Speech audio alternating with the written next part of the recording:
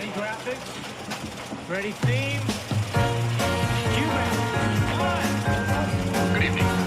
For your information tonight. Hi, I'm Jesse Mullins. And I'm Lauren Milberger. And this is FYI. The Murphy Brown Podcast. Someone earned that paycheck that day. Windows. This is offensive to his art. He might even say, appreciate it. What love life. That is a button. And on today's episode, we'll be talking about Season 3, Episode 13, Eldin Imitates Life. I love this title. I love this title so much. I also can't not grin as we're reading it because we've been waiting to do this episode for a while. Yes, we have. Many of you may have noticed that we've done biographies for all of the main cast members except for Robert Pastorelli, and we had planned but got cut from an episode because we just ran out of time. We kept thinking, oh, well, we'll just save it for when there's a focus on Eldin. But there hasn't been a focus on Eldin. Mm-hmm. It's taken 3 seasons for him to have his own episode. Which, I mean, they really let it percolate. They let it cook. So we got this really good Eldin episode. Like, I actually kind of appreciate for the kooky, just wonderful character that Eldin is. I think it kind of took us time to get used to him because this feels very familiar. I feel like it really is a payoff of letting him kind of simmer until we get a true Eldin episode where I feel like everything that's happening makes so much sense to me. It doesn't feel out there. It feels very grounded in human reality, which I think is a testament to Bobby, but also the writing. Yeah. I mean, if you also think about it, Phil really hasn't had his own episode either. We just chose to talk about him during Summer of 77 because the subject of the episode was around him, but it wasn't about him. He's kind of the first sort of second-tier character, if you think about it, because he kind of is, to have a focus. But the 3rd season has been a lot about character development. So it's just so great to see. I just love all the colors that he is able to exhibit in this episode.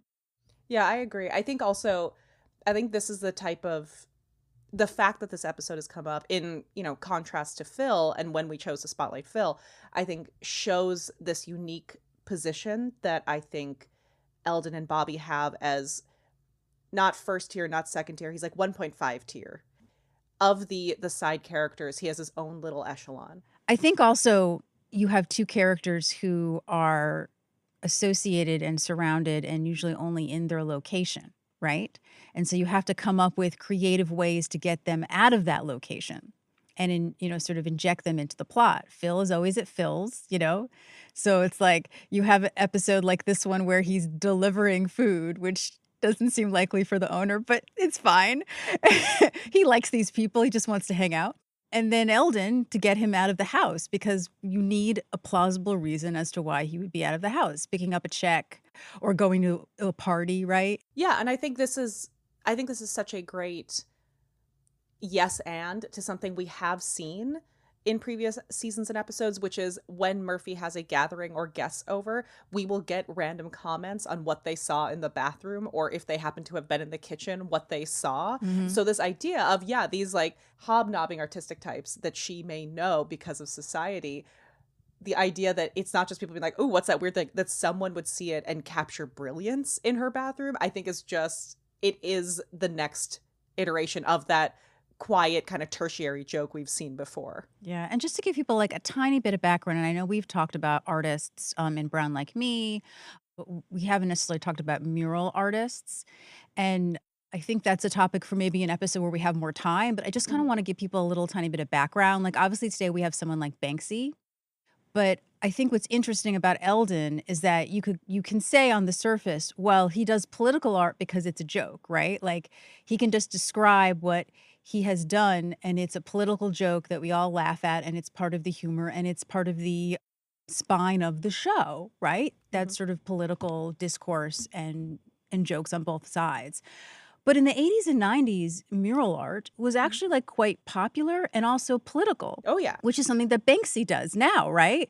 And it was connected to the hip hop movement. It was connected. Keith Haring, for example, had AIDS and was also bringing attention to rampant drug abuse and other type things, as well as these sort of really fun characters that he was doing. If people don't know Keith Haring, he is mostly known as like these sort of, how do I describe them?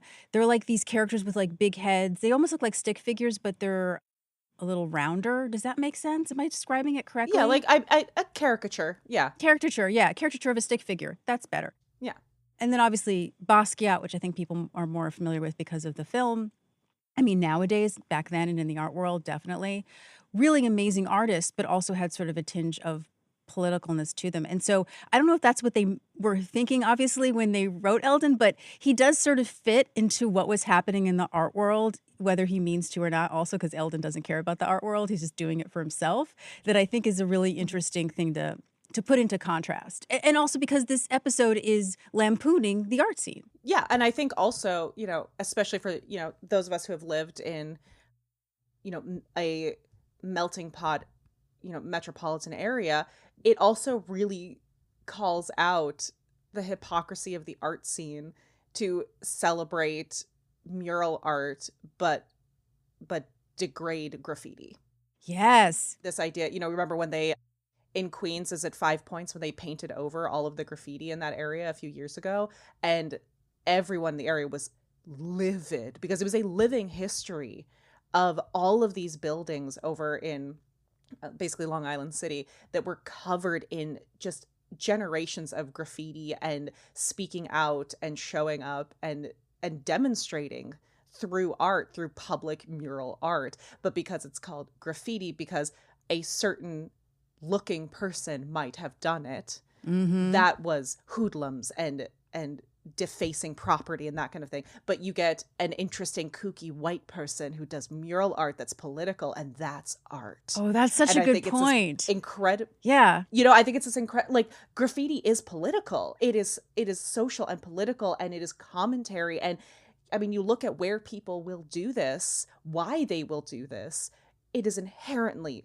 political. And because it's someone who is calling out your status quo, therefore it's just vagrants. But this nondescript, unknown, anonymous Banksy, who everyone immediately assumes is like a white Frenchman or something like that, well, that's art, and that's pushing the envelope next to graffiti that we're going to immediately paint over and be mad about. So I think there is, that's what I kept thinking of in a later scene in this episode, when the art people are being ridiculous over what is art and what is so fascinating, because they wouldn't do that if a graffiti artist down the street defaced one of their storefronts. Yeah, that's a really good point. And I want to point out particularly, that Basquiat as an African-American man and Keith Haring as a gay man are in the minority or considered minorities at that point. I mean, there's also a video that I saw recently of Keith Haring being arrested for graffitiing, quote unquote, on the subway. And that surprised me. And I was like, oh, I didn't realize that was also what he did. Well, of course he did. Like, it was something that I should have known. And yeah, that's such a really valid point. It is subjective, and I think what a lot of the mural art that was happening, unlike in like the 20s and the 30s with like the WPA and and so forth, you had these things were commissioned by the government in buildings or official areas because they had money behind it. A lot of the art that's coming out of the 80s and 90s doesn't have money, either because of the social economic background or just it not being accepted. And so what do? You find a canvas wherever you can find it. Yeah, and I think this idea of what is a political piece of art that's a mural versus what is graffiti is that who paid for it, who said it was okay to make it, and the person commissioning it has to sign off on the political message that doesn't make them too uncomfortable. This idea, I will always go back to the fact that when Shakespeare was writing his histories, they had to be written in a way that didn't delegitimize Queen Elizabeth. Oh, yeah. So the War of the Roses, all of these histories, they are all written with the idea that her reign was not illegitimate. So they are not truthful histories. And that's because as the person being allowed to make the art, he could make political statements, or, whoever you think Shakespeare was, whether you subscribe to various conspiracies, but whoever was writing these plays in that time, and this goes for all of the playwrights, it goes for Marlowe as well. If you were going to be allowed to write, you could only push the political envelope so far. So this idea of what makes a mural that is commissioned and allowed to be on something versus what is graffiti is all based on who has the money and who has the power to make the laws. Ooh, I love it. It has everything to do with who has the status quo and who that serves